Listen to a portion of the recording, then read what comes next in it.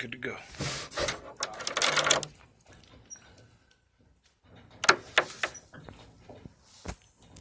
feel like I'm doing you guys a disservice since I wasn't here last week. I had to go to that funeral, but Okay, at the it's same fine. time, I kind of feel like I can kind of catch us up to Okay. as a group if we all ever get together as a group. All right, so when we look at the Psalms, like, so this whole thing is about applying these literary devices. Okay. And that's all right, so if I were to design this course, I would look at this course not looking at the Psalms through these literary devices. I think that's a good tool to have as we look at Psalms. But I would look at the Psalms and I would look at the theology of the Psalms. Okay. Because it's a purpose. Right. There's a continuity through all the Psalms. That the people that redacted the Psalms and compiled the Psalms, we talk about the canonical scriptures. Mm-hmm. The redactors, the people that actually did all this kind of stuff, they had a purpose. Sometimes it was partially historical, sometimes it was partially revelational. Well, it's always revelational. When I say revelation, I mean enlightening about different moral perspectives, but always theological. Right. It's always theological. And I think as we approach the Psalms, there are always theological notions that we need to take away from the Psalms. So I would, if I get the opportunity, I'm going to write this course. Okay. So, did you get the, okay, you got the syllabus and you got the... Yes. Good. All right, so, and like I said, since I'm a process guy, this is how I kind of think. So this is kind of how I approach it, the top-down flow. So what we'll do is we'll start to read. You read the verse, or the first verse or two. Is what's being said, is it a literal statement? God has destroyed our enemies. Mm-hmm. Is that literal, or is that figurative? Figurative. All right, so that's the question we should ask. Whenever we read something in the Psalms for this purpose, we should ask our question. To apply these literary devices, we need to ask the question, is what's being said literal? Mm-hmm. Like, the Lord is my shepherd. Mm-hmm. Is that literal? Is God really a shepherd? Right. He's not. So we know that it's figurative. Okay. So now we have to find a device that fits it. Okay. So we know it's a metaphor. So the Bible metaphor. The Lord is like a shield and a buckler. We know it's like or as. We know it's like simile. So we have these devices. So if it's literal, yes, we just come down here. Are we at the end? No. Let's go back up to the next verse. Ask that question again. Okay. But if it's not literal, then we have to find a device that fits. We're talking about the end. We're talking about the end of like a pericope. The entire psalm. Oh, the whole psalm. Okay. Yes. So this is kind of like verse by verse or phrase by phrase. Okay. This loop right here. Okay. This flows verse by verse or phrase by phrase. Wherever we need to ask the question, is what I just read a literal? Can I take it literally, or is it something figuratively? Okay. Figurative. Is there some imagery that pops into my mind? So when I'm reading the Psalms, after I took this course, when I read the Psalms, it taught me to say, is the Psalm invoking some kind of imagery that represents what the writer wants to say? Okay.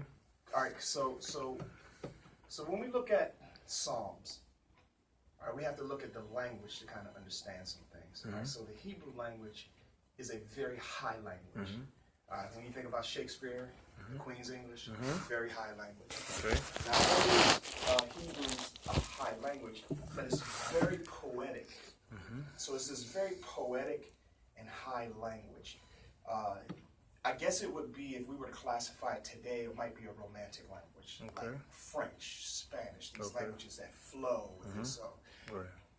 So when we look at the Psalms, they don't just say the sky is blue. They say the sky is as an ocean's water. So they have this flowery way of saying it. So that's part of what we have to understand when we look at the Psalms. Okay. So when we look at the scriptures, so when we look at the Psalms, is it invoking an image to represent what he's really trying to say?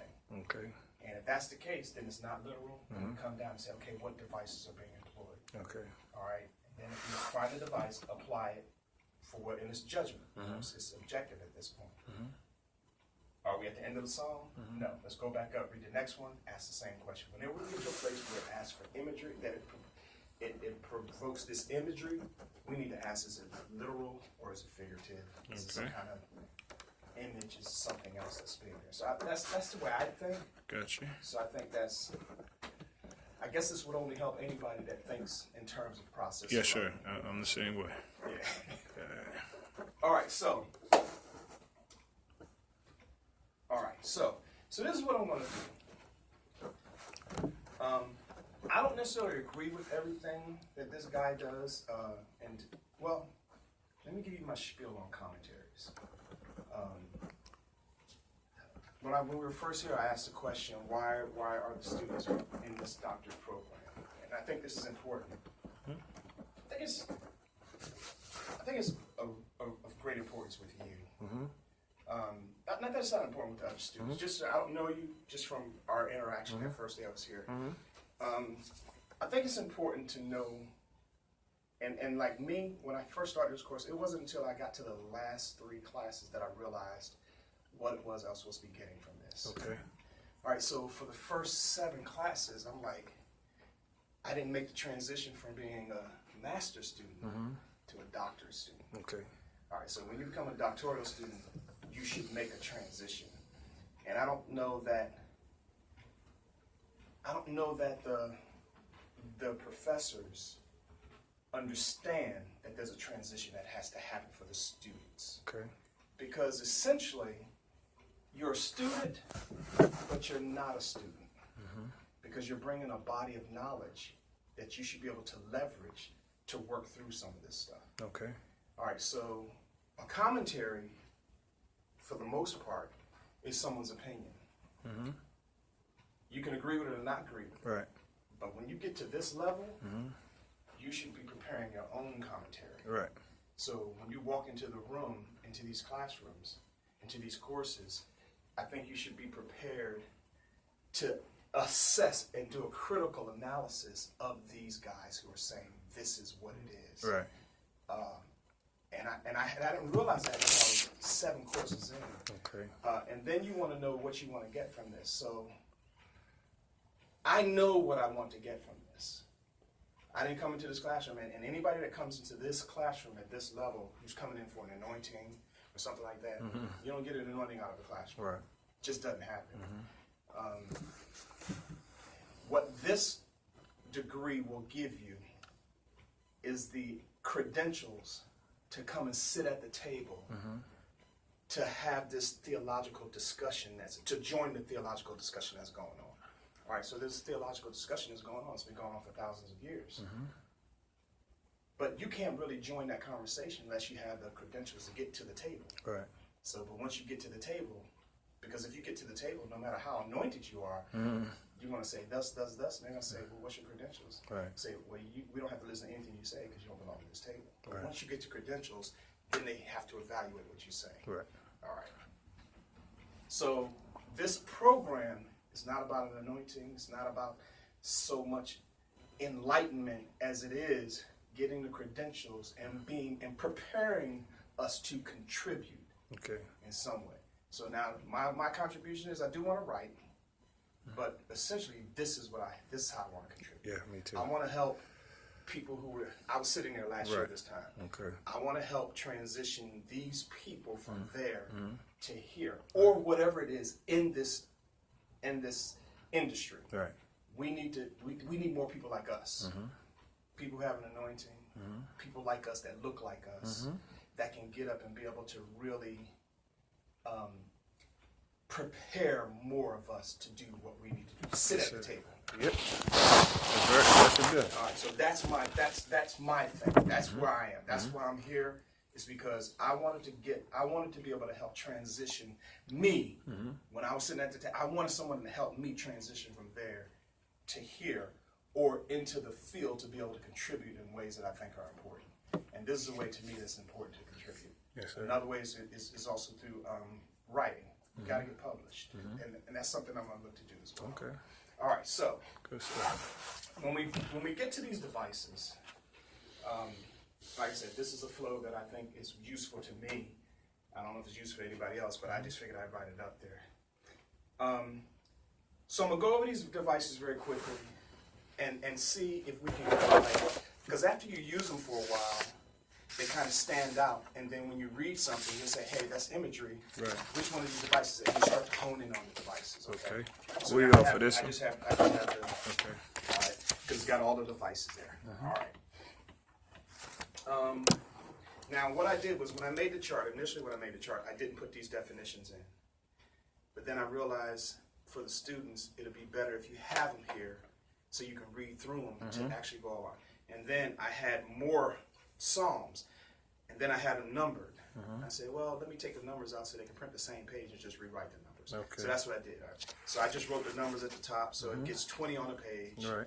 I made the boxes vertical so you can put more numbers, because I think some of these you need to put the verses where you say the device is applicable. That's why I make these boxes like this. Right.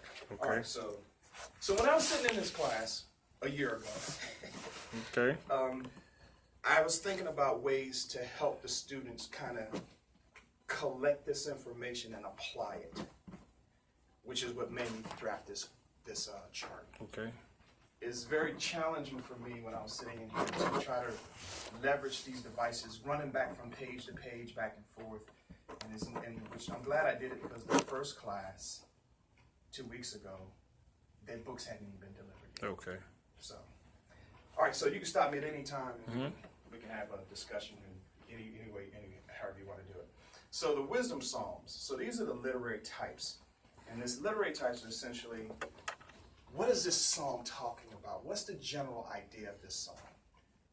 How do you? And if you say the general idea of this psalm is that it's a imprecatory psalm. It's just whoever wrote this psalm is asking God to destroy his enemies. All right. Then you need to be able to say why you feel it's imprecatory psalm. Right. All right. So, and these are kind of the devices. So the wisdom psalm is these instructional psalms provide practical guidance for godly living, and so it basically gives some wisdom kind of things. Royal psalms describe the coming Messiah, rule of Christ. I think, to me, any of the psalms that have this lean towards messianic tone is a royal psalm, to me. Okay. That's the way I kind of look at it. A lament psalm is easy. He's crying out to the Lord. When he's saying, oh God, hear my cry, it's clearly a lament. Okay. Is it the people saying it? Then it's a community lament. Is it an individual say it? Then it's an individual. Okay. Imprecatory, of course, is when the person is asking, Lord God, destroy my enemies, gouge your eyes out, whatever he's saying. A Thanksgiving psalm is essentially, he's just thanking God for being the way he's been, for being this God of deliverance and so forth and so on. Pilgrimage psalm. Now, these are festival psalms promote a celebrative mood of praise to God. I kind of think that a lot of them kind of go through this process at different points. So it depends on how much of it that you go through that you feel the psalm is leaning that way, that you can kind of classify it as such. Enthronement, these awe-inspiring, majestic psalms describe the majesty of God, his sovereignty, and that kind of stuff. So these psalms are really talking about the greatness of God. Right. I mean, sometimes these psalms apply to more than one to me. Okay. Because, the psalmist will be saying one thing and then he'll shift. Right. So he may be imprecatory at one time. And typically, imprecatory psalms, they always end up changing towards glorifying God anyway. Okay. They lead from this, kill my landlord, to God, you are a good God. Right. So they always have a shift somewhere. The critical reader will see a shift. He'll be talking about one thing, they'll see something else. And then the rest of the song kind of changes. So they can't apply to multiple ones. Gotcha. Remember, Yeah, I've it's seen objective. Apply the tool as you see it. You know what I mean? You got a question? No, I said I saw that, and I guess we'll go over the psalm. Yes, we're going to start hitting the song. Yes. We're going to hit them hard, so Okay. it's just going to be you and me, it looks like. So we'll just Try to keep up. No. We can take as many breaks as you want. I right. keep telling the students, at this level, we're not just do what I say, and no, we're working to Yeah. No. be dodging that. If you can move it over where that chair is, yeah, I can get everything. This then, 'cause Yeah. There you go. That's good? That's good. All right. Hey, sis. Greetings. Congratulations. Come on in. I thought you weren't going to be here. No, I just missed last week. You got stuff with me for the rest of the day. Thank you. All right, so what's your psalm that you're going to do? 8.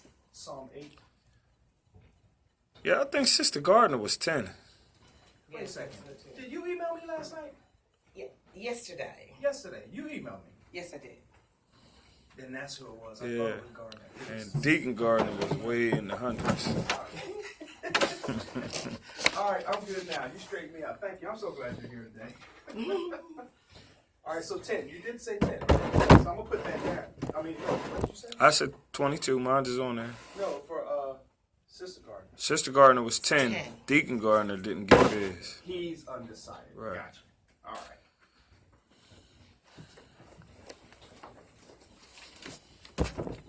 All right. And yours, You good? Yes. Okay. all right, good. I need to do that.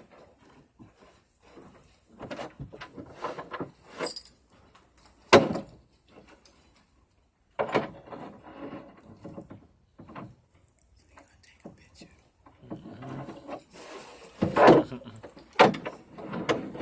All right, so I'm good. All right, let me know when you want to break, because like I said,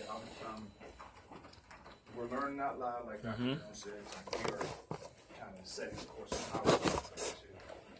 All right, so that's the types. What is All right, so let's go to the styles. So now the literary style. I'm gonna try to give you in a nutshell, the kind of thing that helps me kind of zone in. This is that style, and this is that style. Try to give you that to kind of help you. I mean, I don't know if it's useful to you or not, but that's what I'm gonna do.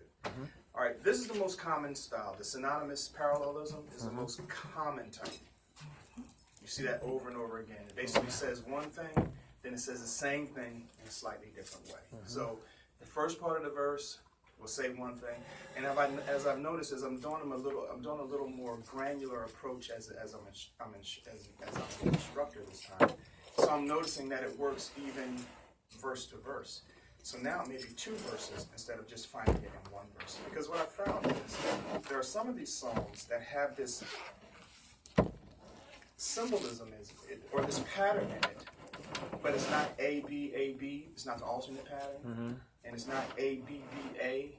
It's not the it's not that pattern either. But between 2 verses, you'll see the A B A B or the A B B A. So now it's a couple of verses, which is fine because the scriptures aren't written in verses. They were just broken up. Right. So, yeah.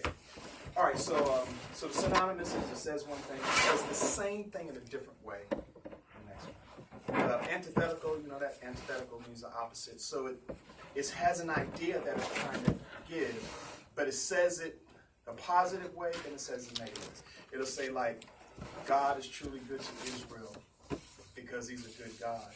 He says, and he's hard on the wicked man, but because he's still a good God. Right. So it says the same thing in 2 different ways, but it Okay. uses opposites to say it. Gotcha. Synthetic. I was always saying that synthetic was just like synonymous to me because it says the same thing different ways. But there's a thought or an idea that's continued in synthetic. So that's kind of help how I kind of, it's not just the words that are just being, it says it one way, then says the same thing again with different words. It's now the thought. He's saying one thing, then he's saying it again, then he's saying it again. But it's the thought that's being continued in the process, okay? And I was that looking at that as being like emphasized. Like it's being yeah, because emphasized it's a little more. what he's doing, and he's kind of drilling it down a little Right, more. okay.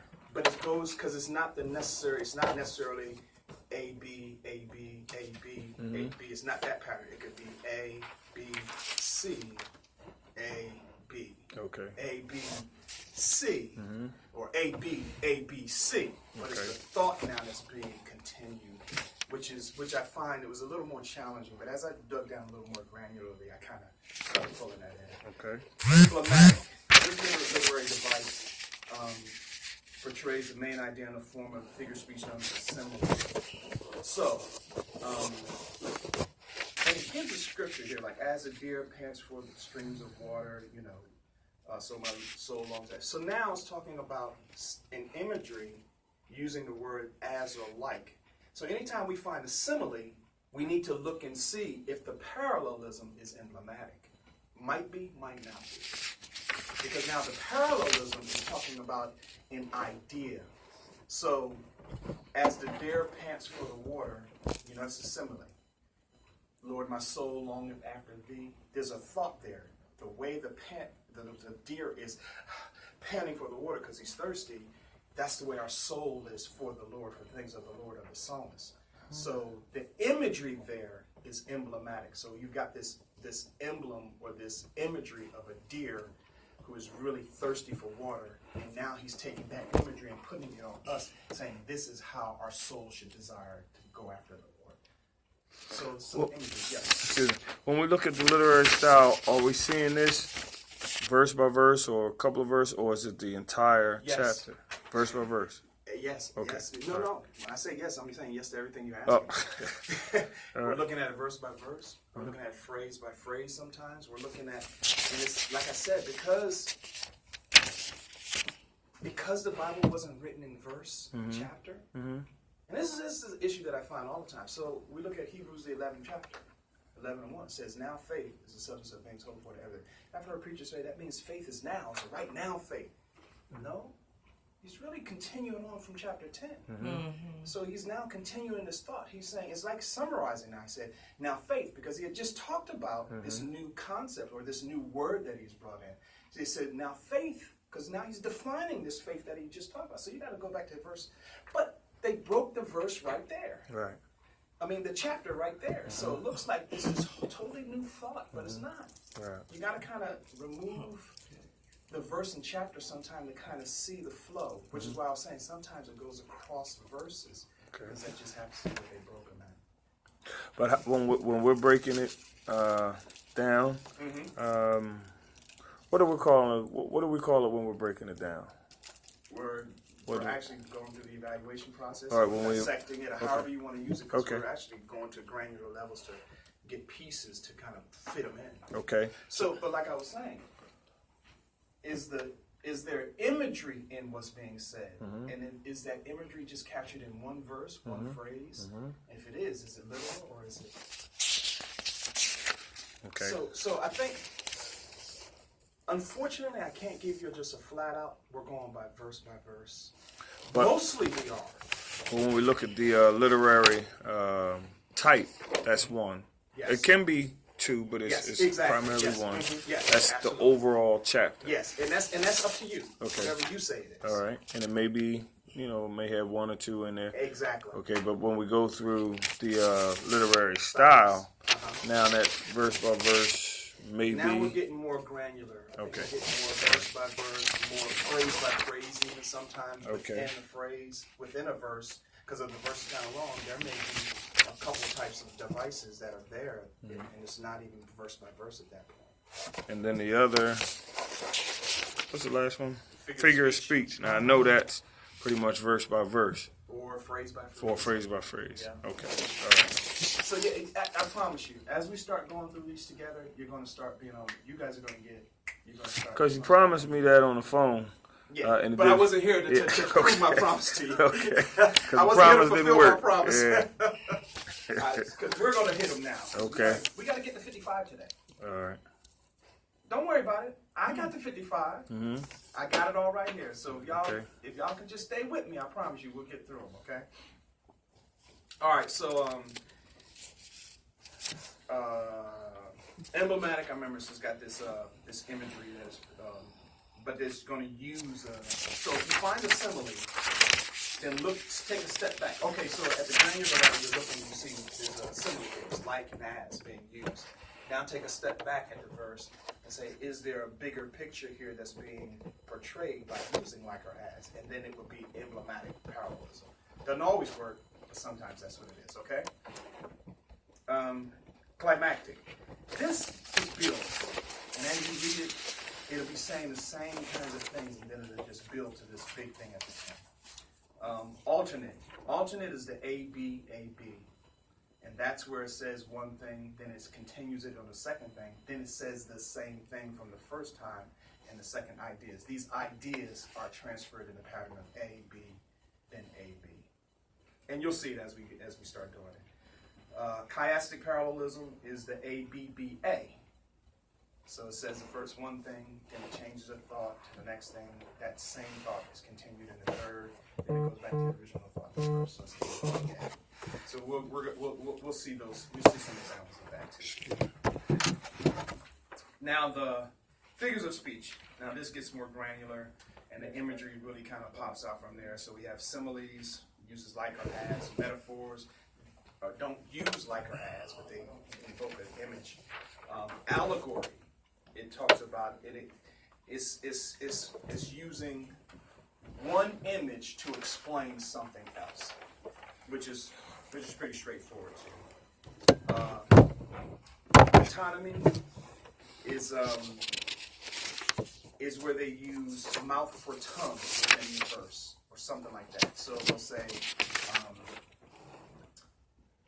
because the examples he has here is in vain. It's this imagery that he's talking about. So in vain you rise early and stay up late, toiling for food to eat, for he grants sleep to those he loves. So this to me is that staying up, getting up early and staying up late and working hard is one image that's being allowed to, he grants sleep to those that he loves, is just the opposite of it, but it's conveying the same message. If you trust in the Lord, he'll allow you to sleep and you won't work yourself to death. We're on chiasm? No, metonymy. Yeah. Okay. So he's exchanging one word for another word, or one phrase for another phrase, or one phrase for another word, or one word for another phrase. He's got this substitutionary thing, literary substitutionary thing going on. And we'll see some of that. It's not a whole lot of it, but it's some. Or you guys might see more than I saw, maybe. Synecdoche. This device is where instead of saying I'm talking to you in my native language, I'm speaking to you in my native tongue. I'm using the word, substituting the word tongue for language. Okay, got it. Does that make sense? Mm-hmm. So,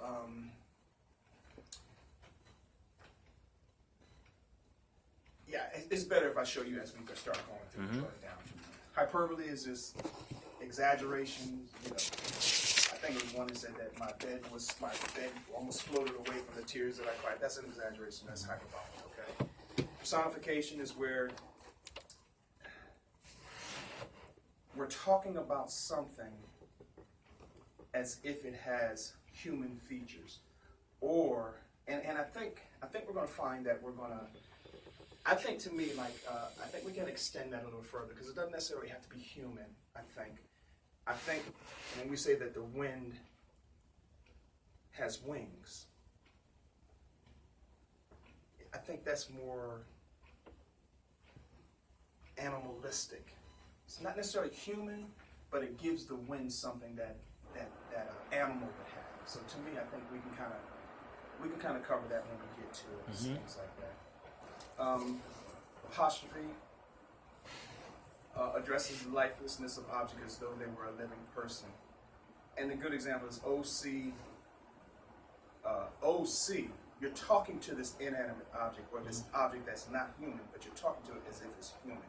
And typically the Psalms directly address it. Like, oh, Jordan, why would you talk to a river? Mm-hmm. That stands out. You're going to see that. Anthropomorphism is talking about God. And I don't think it's talking about God as much as it is talking about his body parts, or the psalmist is addressing God's body parts, or those things that only a body can do. Like, when you start talking about God's voice, it's one thing for the psalmist to say, I hear the Lord saying such and such. That doesn't necessarily mean body. But when you say, I hear the voice of the Lord, there's got to require a voice box. Mm-hmm. Do you see I'm taking the imagery to something specific about a body. we went a little bit back and forth with that last week, just trying to understand, so we can understand the definition. So I guess, when we're looking at God, does God have emotions? And I said yes. The professor said no. So if that's the case, every time it says, okay, God's anger, God, I think God has emotion. I think the Bible says it. Right, The anger of the Lord was kindled. Okay, so that's not an anthropomorphism, because that's something that's not specific to the body. right. That's So that's I what I think said. I think from my understanding, and this is what helps me to kind of zero it in on these Psalms. Mm-hmm. If you it can kind of get away from you, then you'll say everything is about That's what I said. So I think Yeah. you can kind of zero. It's gotta be able to take it back to something that a body part. does. Right. Okay. All right, because that's really essentially what anthropomorphism is. Mm-hmm. It's about God having a body. Right. Right, but then it was also shared that when God is spirit, and spirits does not have body parts. So That's what makes But see, sense. that's the whole Yeah. thing. The whole thing is anthropomorphism is saying that we are attributing body parts to God, who is Understood. spirit and does not have a body. true, but then again, when you said that, though, yes, you do believe that God has a voice. No, I didn't say that. What did you say then? I said that when we start talking about these things that the psalmist attributes to God, they have to be associated with voice for us to apply anthropomorphism. So, what I did say is that God has emotions. So how That does the doesn't mean a spirit body. have emotions? I'm just saying, see, and that's another thing. To me, and I don't want to have too many discussions, but I think they're healthy discussions.